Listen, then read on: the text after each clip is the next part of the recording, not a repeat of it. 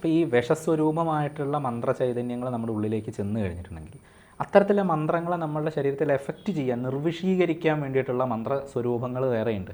അപ്പോൾ അത്തരത്തിലുള്ള മന്ത്രങ്ങളെ നമ്മൾ ഉപാസിക്കുകയോ അത്തരത്തിലുള്ള യന്ത്രങ്ങൾ നമ്മൾ ധരിക്കുകയോ ഒക്കെ ചെയ്ത് കഴിഞ്ഞിട്ടുണ്ടെങ്കിൽ ഈ വിഷാംശം നമ്മുടെ ഉള്ളിലേക്ക് വിഷസ്വരൂപമായിട്ടുള്ള മന്ത്ര ചൈതന്യത്തെ നമുക്കുള്ളിലേക്ക് സന്വേഷിപ്പിക്കാതിരിക്കാൻ പറ്റും. അല്ലെങ്കിൽ ഇപ്പം നമ്മളിപ്പോൾ പൊതുവേ പണ്ടൊക്കെ നമ്മൾ ഭക്ഷണം തൊട്ട് ജപിച്ചിട്ടായിരുന്നു കഴിക്കുക, ശ്രദ്ധിച്ചിട്ടുണ്ടോ? നമ്മൾ ഭക്ഷണം പ്രാർത്ഥിച്ച് ജപിച്ച് ഭോജനമന്ത്രമൊക്കെ ജപിച്ച് അതൊക്കെ ഇതിനകത്ത് നിർവശീകരിക്കാൻ വേണ്ടി ഉപയോഗിക്കുന്ന ചില ക്രമങ്ങളാണ്. അപ്പോൾ ഇത്തരത്തിൽ നമുക്ക് ഏത് ഭക്ഷണം കിട്ടി അത് ഒരാൾ തരുന്നത് തന്നെ ആവണമെന്നില്ല. ഈ കൈവിഷം എന്ന് പറയുന്നത് നമ്മുടെ കൈ കൊണ്ടുള്ളിൽ പോകുന്ന വിഷമാവാം, മനസ്സിലായോ? അപ്പം നമ്മളൊരു വിഷാംശമുള്ള ടോക്സിക് ആയിട്ടുള്ള എന്തെങ്കിലും ഫുഡ് പാർട്ടിക്കിൾസ് നമ്മൾ കഴിച്ചാൽ അതും നമുക്ക് ഇതേപോലെ എഫക്റ്റീവ് ആകുമല്ലോ.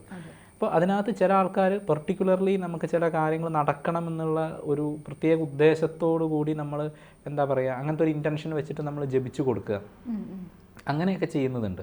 അങ്ങനത്തെ ആ മന്ത്രമാണ് നമ്മുടെ ഉള്ളിൽ പോയിട്ട് വർക്ക് ചെയ്യുന്നത്. ഈ മന്ത്രത്തിൻ്റെ വൈബ്രേഷനാണ് ചൈതന്യം എന്നൊക്കെ നമ്മൾ പറഞ്ഞതിന് അപ്പുറത്തേക്ക് ഒരു വൈബ്രേഷനാണ് വർക്ക് ചെയ്യുന്നത്. ഒരു പ്രത്യേക ഫ്രീക്വൻസിയിലാണ് മന്ത്രം സെറ്റ് ചെയ്തിട്ടുള്ളത്.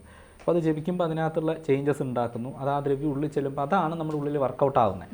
അപ്പോൾ അതിനെ നിർവിശീകരിച്ച് കളയാൻ, അതിനെ ന്യൂട്രലൈസ് ചെയ്യാൻ സഹായിക്കുന്നതായിട്ടുള്ള മറ്റ് ശബ്ദതരംഗങ്ങളാണ് ഇതിന് ആൻറ്റി ഇതായിട്ട് ഉപയോഗിക്കുന്ന മന്ത്രങ്ങൾ.